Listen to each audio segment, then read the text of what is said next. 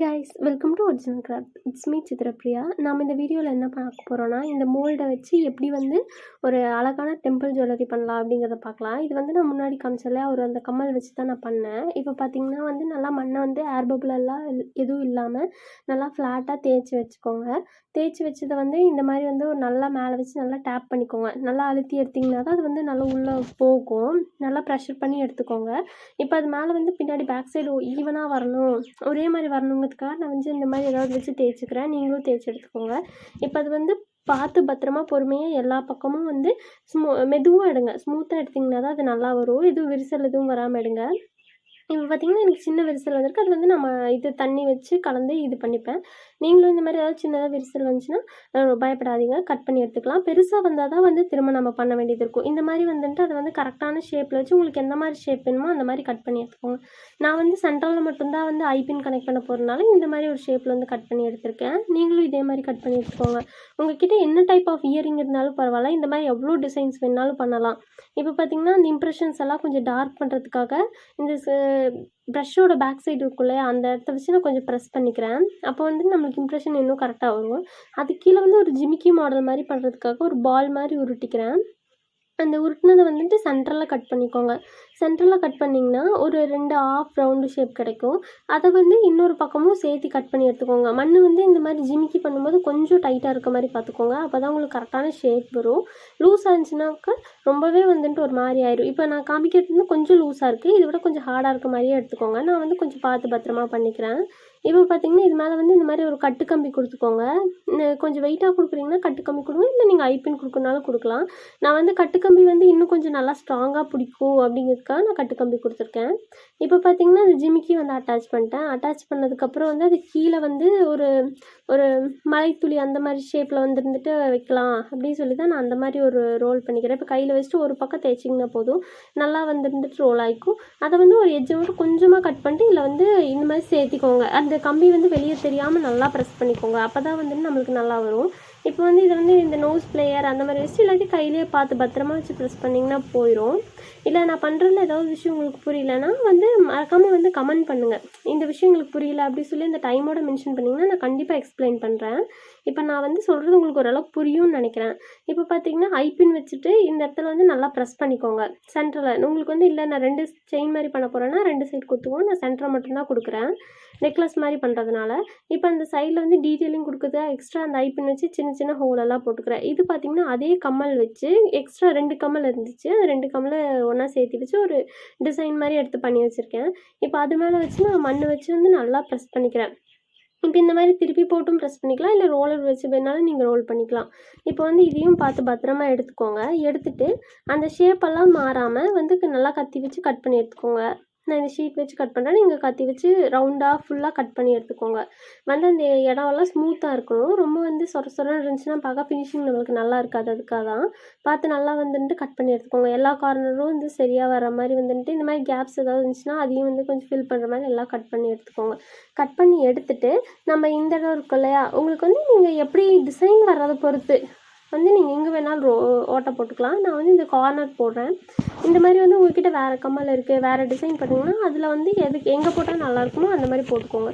இப்போ பார்த்திங்கன்னா நம்மளுக்கு இதில் ஒரு 4 பீட்ஸ் யூஸ் பண்ணுவோம். அதுக்காக ஒரு பீட்ஸையும் உருட்டிட்டு நான் இந்த மாதிரி ரோல் பண்ணி வச்சிடுறேன். இந்த மாதிரி நான் நிறையா பீஸ் செய்வேன். நான் உங்களுக்கு காட்டல. நான் இந்த டிசைனையும் ஒரே ஒரு இதையும் மட்டும்தான் பண்ணி வச்சுருக்கேன். இப்போ பார்த்திங்கன்னா இதுக்கு நம்ம கம்மல் செய்யலாம். கம்மல் செய்யறதுக்காக நம்ம அந்த சென்ட்ரல் இருக்க அந்த லக்ஷ்மி டிசைன் மட்டும் எடுத்துக்கலாம். லக்ஷ்மி டிசைன் மட்டும் எடுத்துகிட்டு நம்ம மற்றது எல்லாத்தையும் கட் பண்ணி எடுத்துருவோம். அந்த டிசைன் மட்டும் எடுத்துகிட்டு அதுக்கப்புறம் ஜிமிக்கி வச்சு அட்டாச் பண்ண போகிறோம், அவ்வளோதான். இப்போ பார்த்திங்கன்னா இந்த லக்ஷ்மி டிசைனும் எதுவும் கிராக்கெல்லாம் எதுவும் விழாமல் பார்த்து பத்திரமா கட் பண்ணி எடுத்துக்கோங்க. அந்த சைடெல்லாம் கரெக்டாக வர மாதிரி பார்த்து கட் பண்ணிடுங்க. அப்போ தான் இது நல்லாயிருக்கும். இதே மாதிரி உங்கள்கிட்ட வேறு டிசைன் இருக்குது அப்படின்னா வேறு டிசைன் கூட கொடுக்கலாம். என்கிட்ட லக்ஷ்மி டிசைன் எனக்கு பிடிச்சதுனால நான் அந்த மாதிரி கொடுக்குறேன். இப்போ பார்த்திங்கன்னா அதுக்கு இது ரெடி பண்ணிக்கலாம். கீழே போடுற ஜிமிக்கி ரெடி பண்ணிக்கலாம். அதுக்காக நான் ஒரு பால் ஷேப்பில் உருட்டிக்கிறேன். உருட்டிட்டு அதை வந்து அது கரெக்டாக சென்டர் பார்ட் எதுன்னு சொல்லி பார்த்துக்கோங்க. சென்டர் பார்ட் எதுன்னு பார்த்துட்டு நடுவில் கட் பண்ணிக்கோங்க. இல்லை உங்கள்கிட்ட ஜிமிக்கி மோல்டு இருக்குன்னா ஜிமிக்கி மோல்டில் வச்சு கூட வந்து கரெக்டான ஷேப்பில் வந்து எடுத்துக்கோங்க. எடுத்துகிட்டு அந்த கேப்பெல்லாம் வந்து சைடெல்லாம் கொஞ்சம் கோணையாக்காமல் ஸ்ட்ரைட்டாக இருக்கான்னு சொல்லி பார்த்து எடுத்துக்கோங்க. பார்த்து எடுத்ததுக்கப்புறம் இதில் வந்து நம்ம சைடில் ஏதாவது டிசைன் பண்ணிக்கலாம். இந்த மாதிரி வந்து ஒரு சின்ன ஒரு எங்கிட்ட பின் இருக்குது, அது மாதிரி வச்சு யூஸ் பண்ணி நான் ஒரு டிசைன் போட்டுக்கிறேன். இந்த மாதிரி எல்லா சைடும் வர மாதிரி லைட்டாக அந்த குழிவாக போடுற மாதிரி போட்டுக்கோங்க டிசைன்ஸ். இல்லை உங்கள்கிட்ட வேறு ஏதாவது டிசைன் இருக்குன்னா அதை கூட போட்டுக்கலாம், எந்த பிரச்சனையும் இல்லை. இப்போ பார்த்தீங்கன்னா நான் இந்த மாதிரி எல்லா டிசைன் சுற்றி வந்து ரவுண்டாக போட்டுக்கிறேன். போட்டுட்டு மறுபடியும் வந்து நம்மக்கிட்ட இருக்குள்ள அந்த குழியில் வச்சு எடுத்துக்கோங்க. நம்ம பீட்ஸு ஜிம்கி மேக் பண்ணுவோம்ல, அந்த குழியில் வச்சிங்கன்னா கரெக்டான ரவுண்ட் ஷேப் வந்துடும். அந்த மாதிரி வந்ததுக்கப்புறம் மறுபடியும் வந்துருந்துட்டு ஐப்பின் கனெக்ட் பண்ணிக்கோங்க. 2 ஐப்பினை கனெக்ட் பண்ணி வச்சுட்டு கரெக்டாக ஜிமிக்கியோட சென்டர் பார்த்துட்டு அந்த இடத்துல வச்சு குத்திக்கோங்க. குத்திட்டு கொஞ்சம் ஒரு 70% காஞ்சதுக்கப்புறம் உள்ளே இருக்க மண்ணையெல்லாம் எடுத்துக்கலாம். நான் உங்களுக்கு வீடியோக்காக நான் இப்போவே காட்டுறேன் கட் பண்ணி. ஓரளவுக்கு நல்லா வந்து ஷேப்பாக வர மாதிரி உள்ளே இருக்கிறதெல்லாம் பார்த்து பொறுமையாக எடுத்துக்கோங்க. பொறுமையாக எடுத்துகிட்டு அதுக்கப்புறம் வந்துட்டு நீங்கள் காய வச்சுட்டா போதும். இப்போ வந்து எடுக்கும்போதே வந்து கொஞ்சம் பத்திரமா எடுத்துக்கோங்க. எடுத்து முடிச்சதுக்கப்புறம் எப்போவுமே வந்து அதுக்குள்ளே வந்து தண்ணி வச்சு வந்து எல்லாத்தையும் ஸ்மூத் பண்ணிடுங்க. அப்போ தான் வந்து நல்லாயிருக்கும். எந்த ஒரு டிசைன் பண்ணும்போதே ஃபஸ்ட் நல்லா வராதுன்னு அப்படி யோசிக்காதீங்க. ஃபஸ்ட்டு எல்லாம் நல்லா வரும்னு நினச்சிட்டு பண்ணிங்கன்னா கரெக்டாக வரும். கடைசியில் நம்மளுக்கு வந்து சரியாக வரலன்னா கூட நம்ம இன்னொரு தடவை பண்ணிக்கலாம். கான்ஃபிடென்ஸ் மட்டும் எப்போவுமே விடக்கூடாது. இப்போ பார்த்தீங்கன்னா வந்து நான் எல்லாத்துக்கும் டாலருக்கு அந்த சைடில் போடுறதுக்கு எல்லாத்துக்குமே வந்து நான் பிளாக் பெயிண்ட் அடிச்சுக்கிறேன். அந்த மாதிரி இல்லை நீங்கள் பிளாக் பெயிண்ட் அடிக்கலாம்னா ஃபுல் அண்ட் கோல்டோ ஃபுல் சில்வரோ எது வேணாலும் அடிச்சுக்கலாம். இப்போ பார்த்தீங்கன்னா ஃபஸ்ட் கோட்டிங் அடித்து முடிச்சுட்டு செகண்ட் கோட்டிங்கும் லைட்டாக கொடுத்துக்கோங்க. அப்போ தான் வந்துட்டு ஆன்டிக் ஜுவல்லரி மாதிரிலாம் பண்ணும்போது ரொம்ப நல்லாயிருக்கும். அதுக்காக தான் இப்போ எல்லாத்தையும் வந்து பெயிண்ட் அடிச்சுட்டு ஃப்ரண்ட் சைடும் பேக் சைடும் வந்து காஞ்சதுக்கப்புறம் மாற்றி அடித்து காய வச்சுக்கோங்க. நான் இப்போ பார்த்தீங்கன்னா எல்லாத்தையும் வந்து பெயிண்ட் பண்ணி வச்சுருக்கேன். இதுக்கப்புறம் இங்கே பார்த்தீங்களா இந்த ஆர்டரில் தான் நம்மளுக்கு வரும். இதுக்கு மேலே நம்ம சில்வர் கலர் கொடுக்க வேண்டியது தான், வேறு எதுவும் இல்லை. அதுக்கப்புறம் வந்து இதில் வந்து பீட்ஸ் மட்டும் சேர்த்தணும். இதே மாதிரி ஆர்டரில் வந்து நம்ம மறுபடியும் வந்து பெயிண்ட் பண்ணிக்கலாம். இதுக்கு மேலே சில்வர் கலரை வந்து நீங்கள் என்ன டைப் ஆஃப் சில்வர் கலர் வேணாலும் யூஸ் பண்ணலாம். நான் வந்து சில்வர் கலர் பெயிண்ட்டை லைட்டாக வந்துட்டு இந்த மாதிரி கையில் மட்டுமே தொட்டு ப்ரஷ்ஷில் நம்ம பண்ணோன்னா அந்த இம்ப்ரெஷன் கரெக்டாக வரதில்லை. அதுக்காக தான் நான் கையில் பண்ணுறேன். நீங்களும் வந்து இந்த ஆன்டிக் ஜுவல்லரி பண்ணும்போதெல்லாம் மேக்ஸிமம் கையில் பண்ணிக்கோங்க, ரொம்ப நல்லாயிருக்கும். இந்த மாதிரி வந்து ஃப்ரண்ட் சைடு பேக் சைடு சைடில் எல்லாம் வந்து சில்வர் கலர் அடிச்சுக்கோங்க. மேக்ஸிமம் நம்ம சில்வர் கலர் கம்மியாக அடிக்கிறதுனால வந்து கீழெல்லாம் ஒட்டாது. அதனால் நீங்கள் தைரியமாகவே வந்துட்டு நல்லா பெயிண்ட் பண்ணலாம். இப்படி வந்து நல்லா பார்த்து பெயிண்ட் பண்ணிக்கோங்க. ஃபுல்லாத்தையும் வந்து அந்த கேப் எதுவும் இல்லாமல் அதெல்லாம் நல்லா ஃபில் ஆகிற மாதிரி ஃபுல்லாக பெயிண்ட் பண்ணுங்கள். அப்போ தான் பார்க்க வந்து ரொம்ப நல்லாயிருக்கும். பேக் சைடும் மறக்காமல் பெயிண்ட் பண்ணிடுங்க. இந்த மாதிரி பெயிண்டிங் முடிஞ்சதுக்கப்புறம் வார்னிஷ் அடிச்சு வச்சிட்டிங்கன்னா ரொம்ப லாங் லைஃப் வரும். அந்த பெயிண்டிங் எதுவுமே ஆகாது. அதுக்காக தான் சொல்கிறேன். இப்போ பார்த்திங்கன்னா வந்து டாலர் மட்டும் நம்ம கம்ப்ளீட் பண்ணிட்டோம். டாலர் மாதிரி அந்த சைடில் போகிற அந்த டிசைன்ஸுக்கு அப்புறம் பீட்ஸுக்கு எல்லாத்துக்கும் இதே மாதிரி சில்வர் கலர் கொடுத்துக்கலாம். ஃபுல்லாக வந்துருந்துட்டு நல்லா ப்ரெஸ் பண்ணி இப்படி தேய்ச்சிங்கனாலே வந்துடும் சில்வர் கலர். நல்லாயிருக்கும் பார்க்க. அதனால நான் சில்வர் கலர் கொடுக்குறேன். நீங்களும் வந்துட்டு இந்த கலர் கொடுக்கலாம், இல்லை கோல்டு காப்பர் எது வேணால் கொடுக்கலாம். நம்ம க்ரியேட்டிவிட்டி பொறுத்து தான். இந்த மாதிரி வந்து எல்லா டிசைன்ஸையும் வந்து ஃபுல்லாகவே இது பண்ணிக்கோங்க. இந்த மாதிரி வீடியோஸ் உங்களுக்கு பிடிக்கும்னா மறக்காமல் ஒரிஜினல் கிராஃப்ட் சேனலுக்கு சப்ஸ்கிரைப் பண்ணிக்கோங்க. நீங்கள் கொடுக்குற சப்போர்ட் தான் என்னை இன்னொரு வீடியோ பண்ண மோட்டிவேட் பண்ணும். அதே மாதிரி இந்த மாதிரி விஷயத்தில் ஏதாவது டவுட் இருந்தாலும் என்கிட்ட கண்டிப்பாக கமெண்ட் பண்ணுங்கள். நான் கண்டிப்பாக எல்லாத்துக்கும் வந்து சொல்யூஷன் தரேன்.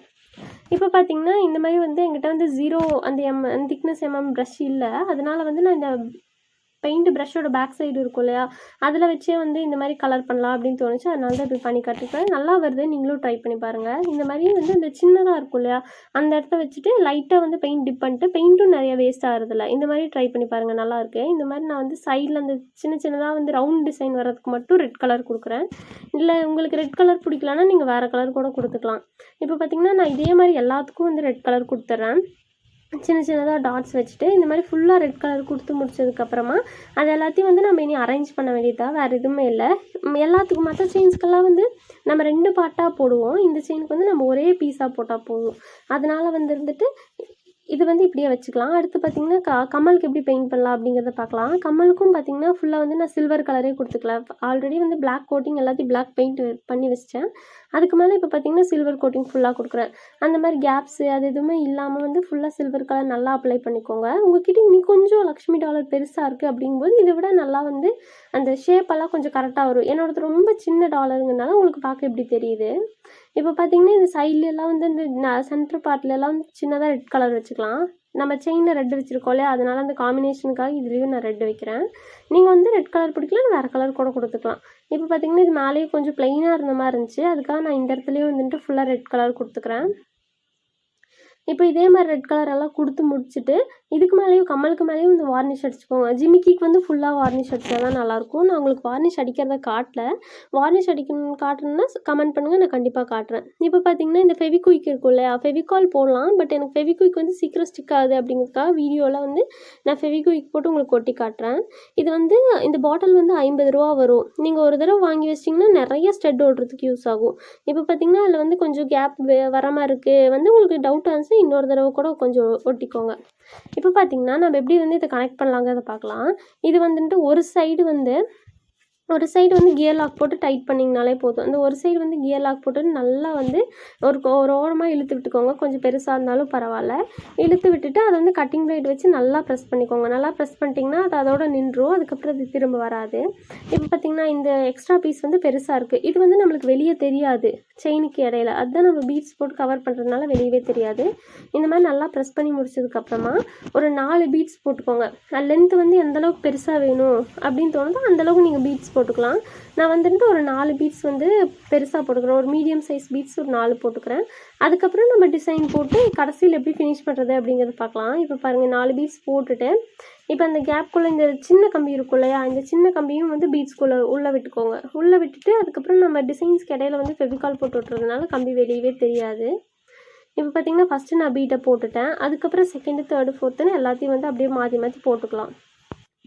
இந்த மாதிரி எல்லா பீட்ஸையும் வந்து கனெக்ட் பண்ணிக்கோங்க. அதுக்கும் வந்து மறக்காமல் சில்வர் கலர் அடிச்சிருங்க, அப்போ தான் பார்க்க நல்லாயிருக்கும். இப்போ எல்லாத்தையும் வந்துட்டு இந்த 3 பீட்ஸ் போட்டுட்டேன். இதுக்கப்புறம் வந்து நம்ம டிசைன்ஸ் எப்படி போடலாங்கிறத பார்க்கலாம். இப்போ பார்த்திங்கன்னா இந்த மாதிரி ஒரு கார்னர்லேருந்து போட்டுட்டு வந்துடுங்க. அதுக்கப்புறம் சென்டரில் வந்து கரெக்டாக சென்டராக இருக்கா அப்படின்னு சொல்லி பார்த்துட்டு அந்த டாலரையும் வந்து ஃபிக்ஸ் பண்ணிக்கோங்க. நான் வந்து அதுக்கு ஏற்ற மாதிரி கொஞ்சம் எல்லாத்தையும் அட்ஜஸ்ட் பண்ணிட்டு ஃபுல்லாக போட்டுட்டேன். இது போட்டு முடிச்சதுக்கப்புறம் இந்த கேப்ஸ் எல்லாம் இருக்குல்ல, அது வந்து நம்ம திரும்பிக்கிட்டே இருக்கும். நம்ம போடும்போது திரும்பிச்சுன்னா அவ்வளோ நல்லா இருக்காது. அதுக்காக வந்துட்டு அந்த கார்னரில் சின்னதாக ஃபெவிகால் போட்டுக்கோங்க.